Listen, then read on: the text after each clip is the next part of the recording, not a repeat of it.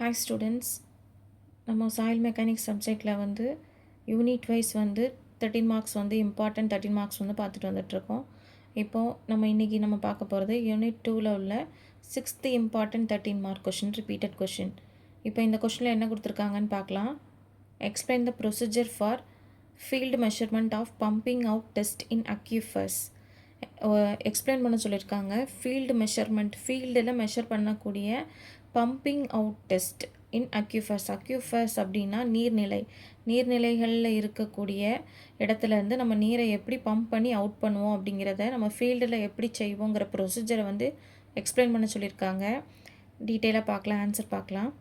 த pumping out test, அதாவது aquifer test is a field method used in ground water engineering. இதை வந்து எங்கே use பண்ணுறாங்க அப்படின்னா கிரவுண்ட் வாட்டர் இன்ஜினியரிங்கில் வந்து யூஸ் பண்ணுறாங்க.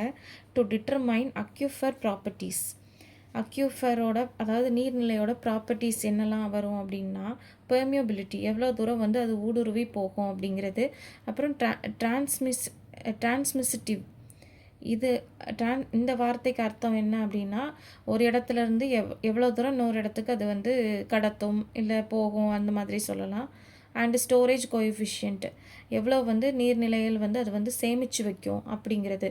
இதெல்லாம் வந்து அதோட ப்ராப்பர்ட்டிஸ், இந்த டெஸ்ட் அக்யூஃபர் டெஸ்ட்டோட ப்ராப்பர்ட்டிஸ் அப்படின்னு சொல்லியிருக்காங்க. இப்போ ஃபஸ்ட் ஒன் வந்து site selection of site. Choose a location with a well penetrating aquifer. இப்போ வந்து எப்படிப்பட்ட சைட்டை வந்து நம்ம சூஸ் பண்ணணும் இந்த டெஸ்ட் பண்ணுறதுக்காக அப்படின்னா, நம்ம வந்து வெல் பெனிட்ரேட்டிங்னா உள்ளே நல்லா ஆழமாக இறங்கக்கூடிய அப்படிங்கிற மாதிரி வச்சுக்கலாம், அந்த மாதிரி உள்ள லொக்கேஷன். அதுக்கப்புறம் ensure nearby observation well,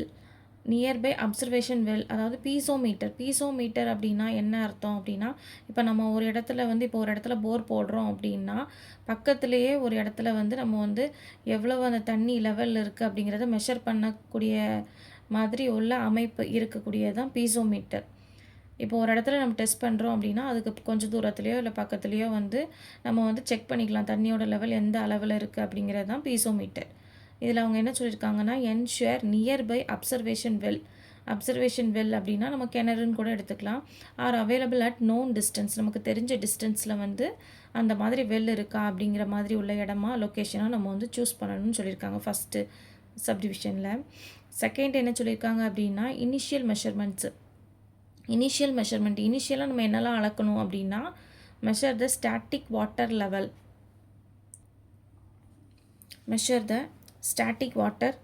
level சொல்லி நம்ம ஸ்டாட்டிக்காக உள்ள வாட்டர் லெவலை வந்து ஃபஸ்ட்டே வந்து மெஷர் பண்ணி வச்சுக்கணும். அதில் வந்து என்னெல்லாம் பண்ணுறாங்க அப்படின்னா பம்பிங் வெல், அப்சர்வேஷன் வெல், அதுக்கப்புறம் வந்து record the distance between pumping well and observation well.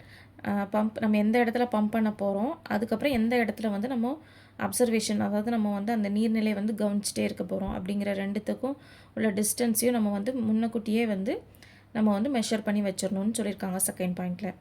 தென் வந்து தேர்ட் பாயிண்டில் என்ன சொல்லியிருக்காங்க அப்படின்னா பம்ப் இன்ஸ்டாலேஷன், பம்பை வந்து எப்படி இன்ஸ்டால் பண்ணணும், அந்த இடத்துல வந்து நம்ம டெஸ்ட் பண்ணக்கூடிய இடத்துல எப்படி அந்த பம்பை செட் பண்ணணும்னு இந்த இதில் பார்க்க போகிறோம். Install a pump in the main well, நம்ம வந்து மெயினாக இருக்கக்கூடிய கிணறுல வந்து நம்ம பம்பை வந்து இன்ஸ்டால் பண்ணணும். Ensure the pump can deliver a constant discharge Q throughout the test. கான்ஸ்டண்ட்டாக டிஸ்சார்ஜ்னால் நம்ம பம்புலேருந்து வெளியேறக்கூடிய தண்ணியை சொல்லலாம். அந்த டிஸ்சார்ஜ் வந்து எப்படி இருக்கணும்னா நமக்கு வந்து டெஸ்ட் ஆரம்பிக்கிறதுலேருந்து முடிக்கிற வரைக்கும் கான்ஸ்டண்ட்டாக இருக்கணும் அப்படின்னு சொல்லியிருக்காங்க. எந்த ஒரு இடத்துலையுமே தண்ணியோட அளவு வந்து கூடவோ குறையவோ கூடாது, ஒரே சமநிலையில் இருக்கணும்னு சொல்லியிருக்காங்க. தென் வந்து ஃபோர்த் பாயிண்டில் என்ன சொல்லியிருக்காங்க அப்படின்னா பம்பிங் ஆப்ரேஷன். அந்த பம்பை வந்து எப்படி ஆப்ரேட் பண்ணணும் அப்படின்னா start pumping at the constant ரேட்டில் வந்து நம்ம வந்து இருக்கும்போது நம்ம பம்பிங் பண்ணுறதை வந்து ஸ்டார்ட் பண்ணணும். Maintain steady discharge using flow control device மூலியமாக நம்ம டிஸ்சார்ஜை வந்து மெயின்டைன் பண்ணிகிட்டே வரணும் ஸ்டெடியாக. அதுக்கப்புறம் பார்த்திங்கன்னா ஃபிஃப்த் பாயிண்டில் என்ன சொல்லியிருக்காங்கன்னா அப்சர்வேஷன் ஆஃப் ட்ரா டவுன் அப்படின்னு சொல்லியிருக்காங்க.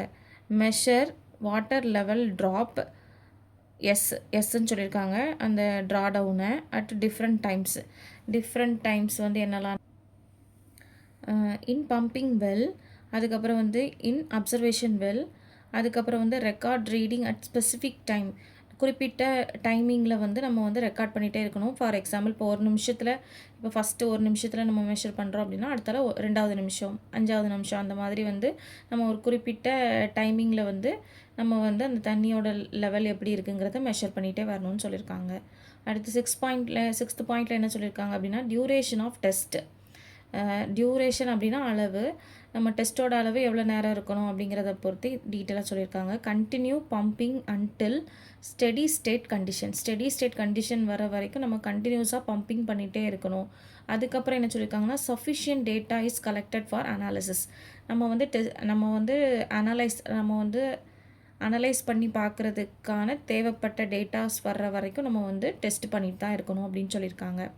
7th பாயிண்ட் என்ன சொல்லியிருக்காங்க அப்படின்னா ரெக்கவரி மெஷர்மெண்ட்டு.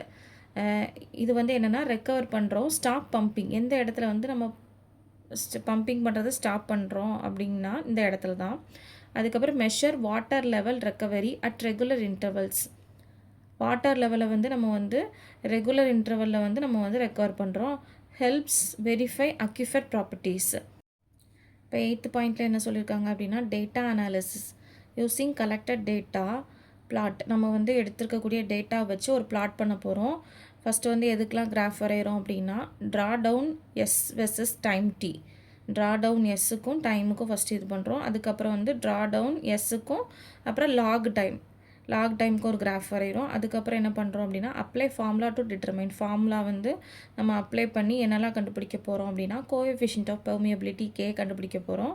அதுக்கப்புறம் வந்து டிரான்ஸ்மிசிட்டிவ் டி கண்டுபிடிக்க போகிறோம். அதுக்கப்புறம் ஸ்டோரேஜ் கோஎஃபிஷியன்ட் எஸ் கண்டுபிடிக்க போகிறோம். 9th பாயிண்டில் வந்து என்ன சொல்லியிருக்காங்கன்னா ப்ரிகாஷன்ஸ். இப்போ வந்து மெயின்டைன் கான்ஸ்டன்ட் டிஸ்சார்ஜ் ரேட்.